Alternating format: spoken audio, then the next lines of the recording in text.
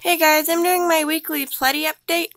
I just fed them, so they're all kind of coming out. Sorry about the weird angle. I'm having to sit on the floor, because standing, holding the camera in the right angle and squatting all the time kind of hurts my back, so sitting on the floor. Everybody seems to be doing good. I think I've even seen some new fry. So that'll be interesting. Yeah, I think this one over here by the pot, that Dalmatian, I think he's actually a he, which is not the best because I only wanted one male and the 4 females, in this tank. But sometimes it's hard to tell when you're at this pet store and they're flipping around all over the place, so it's not that shocking, really. But here's some more little bitty fry. There's quite a few of them back in that corner. See them zooming around. There's a snail there too. Gosh, that one's tiny. I don't even know if you guys can see it. Gonna top across the top of the moss ball.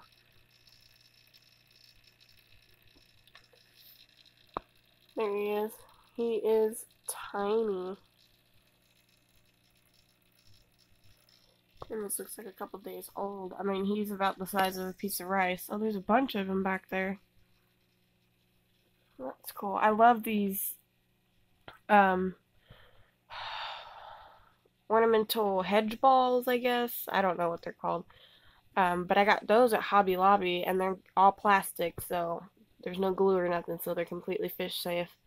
And they make for awesome nurseries. I got this one, and then there's actually another one back there, those weird round things, and that's another one. And the adults can kind of get in there, but not good enough to where if the fry went in there to hide and an adult came in after it, it's got a better chance at getting away. Had to clean the... Ooh, sorry about that. Had to clean the glass up here, front and back. Oh, excuse me. Because Deanie, my basilisk, likes to splash around. I think she's in the middle of shedding because she's over here. You can kind of see her tail a little. Right there, it's poking up. Right there. Which is different. She's not usually over there. But, I mean, if that's where she wants to be, I guess that's fine. There's a green anole up there. I think that's my female. Yeah, I think that's the female, and the male, Ember, is over here, next to my snail eggs, and I want to say those have hatched. There's a couple little holes in the casing, but I'm not 100% sure. I think she may have put them way too far out of the water. I mean, if they make it, they make it. If they don't, it's not really concerning me because I have so many mystery snails already. There's Daddy's snail back there. That yellow one, that's Daddy. The dad snail. I was in here a minute ago. Oh, his eyes are blue. Their eyes are blue. I never noticed that. My, 2 Pletties, that tuxedo and then him, their eyes are bright blue. That's really cool.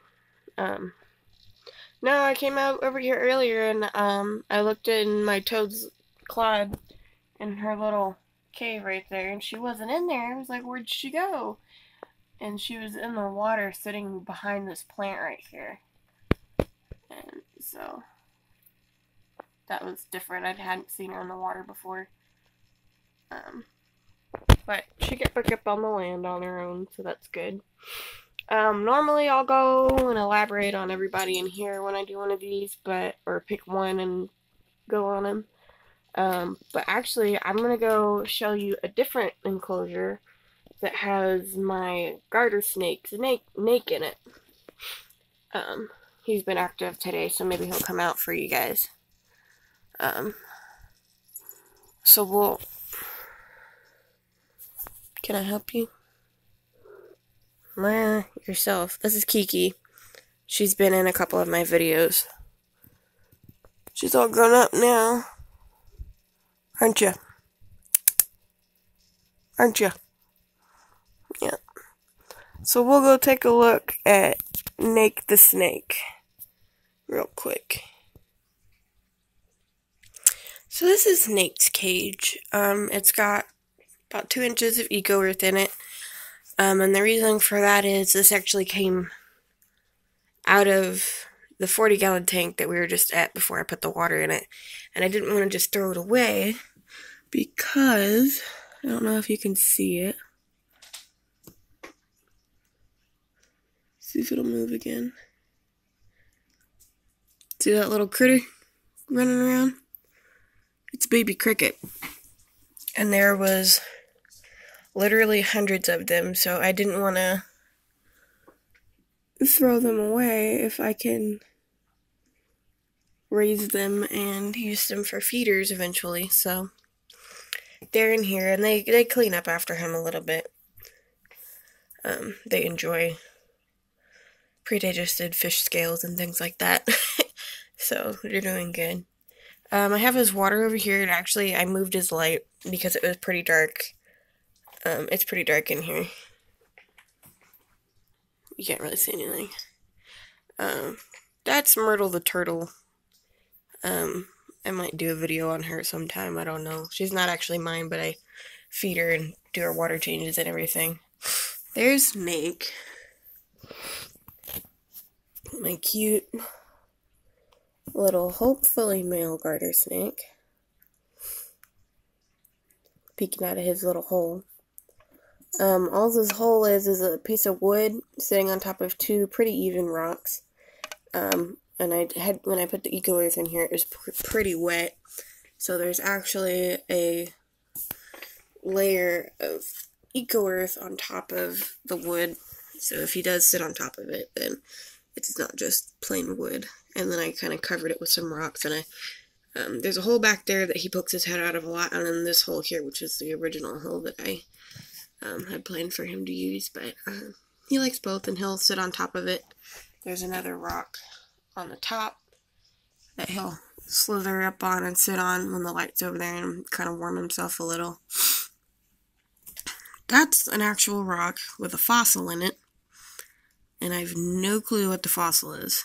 I just thought it was neat, and he needed some decor. This was kind of a I need some place to put you kind of deal, but I think it turned out really good. He likes it a lot.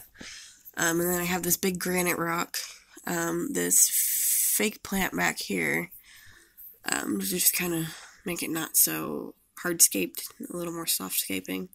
This dish is where I put his fish. I'm out of fish right now. I fed him about 2 days ago, so he's getting pretty hungry. And I feel bad. I can't get to the store until this weekend, so he's going to have to bear with me until then, which he's done in the past pretty well. I'll make sure and feed him pretty good when I get some fish, and I'm going to try getting him back on earthworms, because I can keep earthworms a lot easier than I can the fish, because I have to take the fish and freeze them, and I'll leave some live over in Myrtle's tank swimming around because she'll eat them too, but it's hard to keep them stocked. So and it's not that they're expensive or anything, it's just it's hard to keep them fresh for him and things like that. Plus earthworms are good for him anyway, so I want to try and get him to eat some worms again. It'd be a lot easier on me if he would. Yeah, I see you staring at me. Sorry he's not coming out. I bet if I wiggled my finger at him, he'd come out. There's his water bowl. Sometimes if I'm in a hurry and I catch a live fish, I'll toss his fish in there, and he will sometimes pull him out of there and eat him. And sometimes he won't, and if he hasn't, by the time it's nighttime, then I'll pull the fish out and dangle it for him and feed him. I know you're not really supposed to feed snakes in their enclosure, because of the hand thing. Whenever he sees my hand, if I do anything on the top, see, there he goes, then he gets pretty curious. He might come out. Yeah, see, he's really pretty. I wish he'd come out all the way. He might.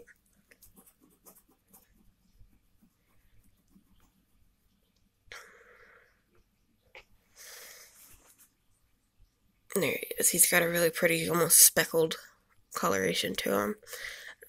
He was actually a rescue. I found him in my backyard, and it looked like he'd been dropped by a bird or something, because he had some really dark, nasty scarring on his belly, and he didn't even move when he saw me. He just sat there, and I walked right up and picked him up, and he was a little freaked out when I picked him up, but he didn't completely freak out and, crap everywhere like snakes do. He does now. If I pick him up now and I'm not fast enough putting him into a holding container when I do a deep clean of his cage, then I get pooped on. So he's not a holding snake right now, but he seems to be getting a little better, so we'll see. That's a really good shot. I like that really pretty stripe down his back, and he's got the black tip tongue. But yeah, he's doing good. I need to take some water and dampen his soil again, because I think he's getting to where he's starting to try to shed again. So I'll have to do that. That's another thing I do, is I'll take everything out. I'll take all the ornaments and everything out, and take a half bucket of warm water and pour it in here and mix the dirt up real well, make it nice and moist, and then I'll pack it back down and put everything back. Another reason the dirt's so thick is because he actually digs, and since I've had this cave for him, I haven't seen him do that, so I think the digging was more defined.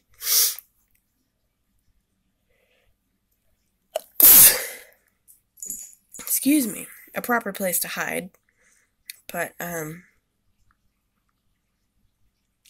with his cave there, he doesn't seem to want to dig and feel like he needs to hide all the time,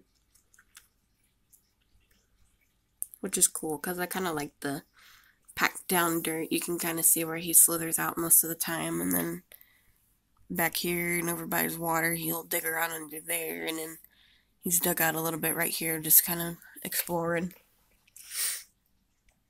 This is just a normal bulb. I think it's like a normal light bulb, and that's more just so I can see him in there. And also, he's by the front door and some really big windows, so it's a little drafty. And I just want to make sure it stays at a nice, comfortable temperature in there for him. So I use the light, and it doesn't bother him. He'll, like he is now, slither up on top and curl up and bask.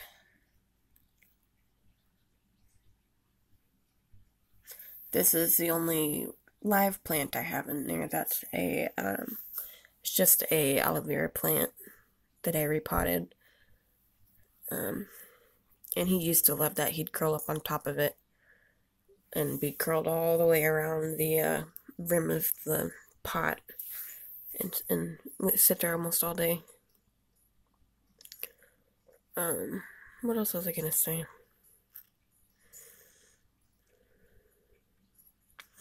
Oh, this used to be my fish tank.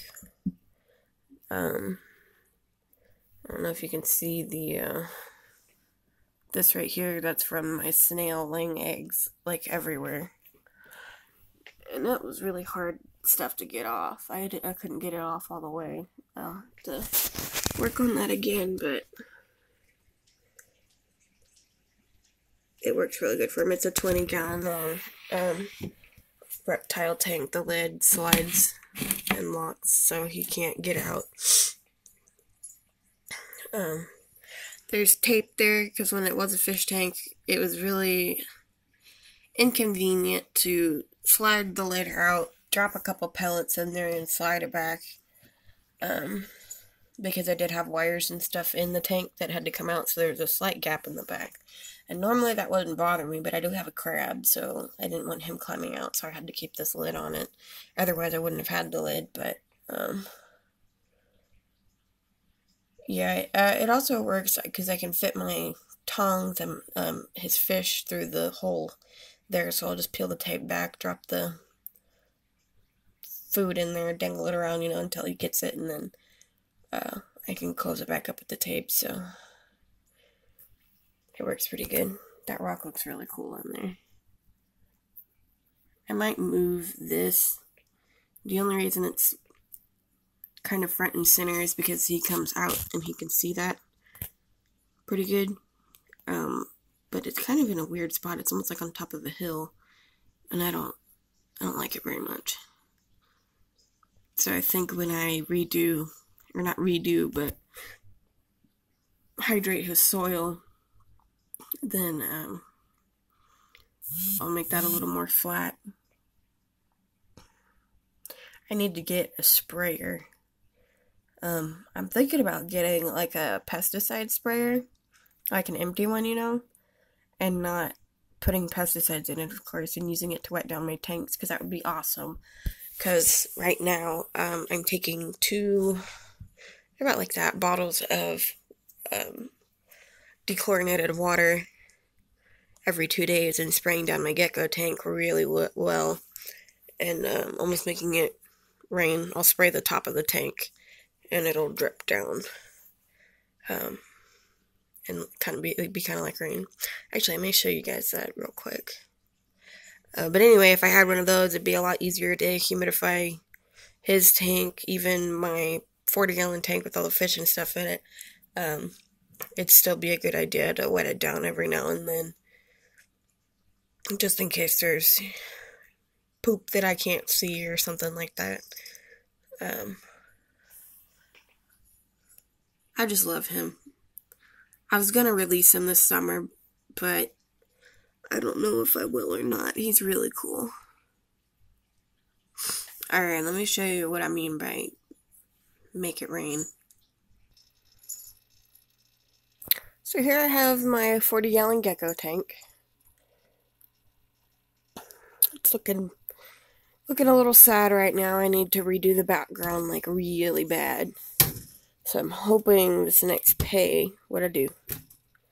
Oh, hold on.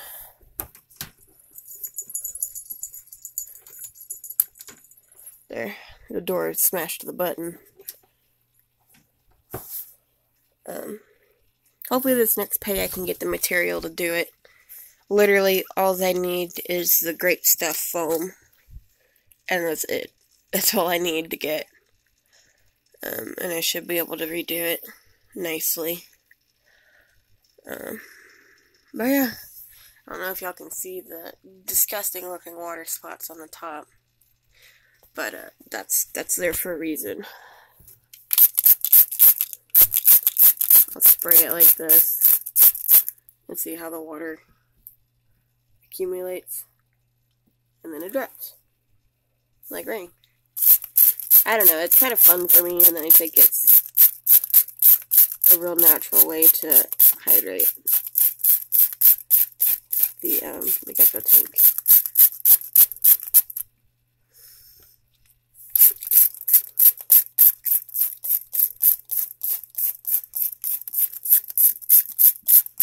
I need to take that moon out. It's dead. I had to cut the wire on it. It just zapped out one day. I don't know why. And it's not from me doing this, because I didn't start doing this until recently, so I know it wasn't that. But, I'd like to get a replacement for it.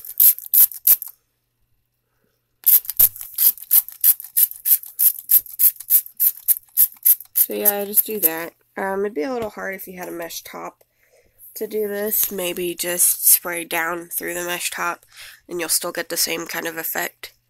But I think the geckos like it, because then you end up like with water droplets instead of a fine mist like that would be, that they can drink a little more.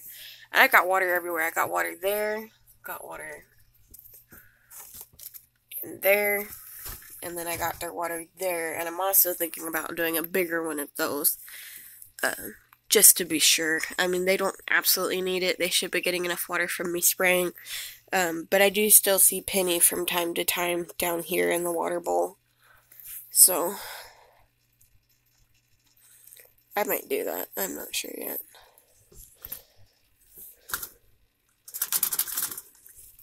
There's some superworm pupas in my gecko food.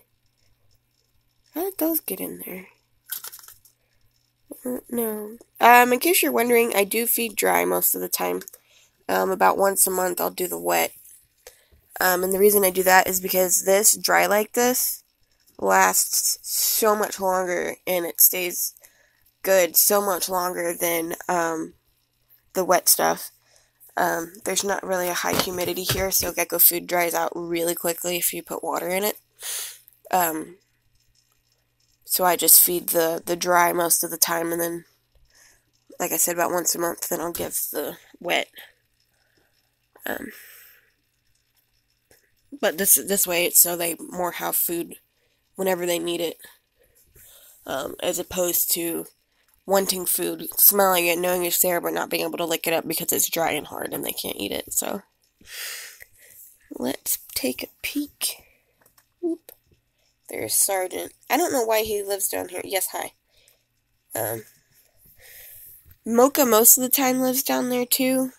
But right now, her and Penny are buddied up in the back of the background. That's another reason that I want to redo the background, is because I don't like them going back there, and it takes a lot for me to figure out if they're actually in here or what.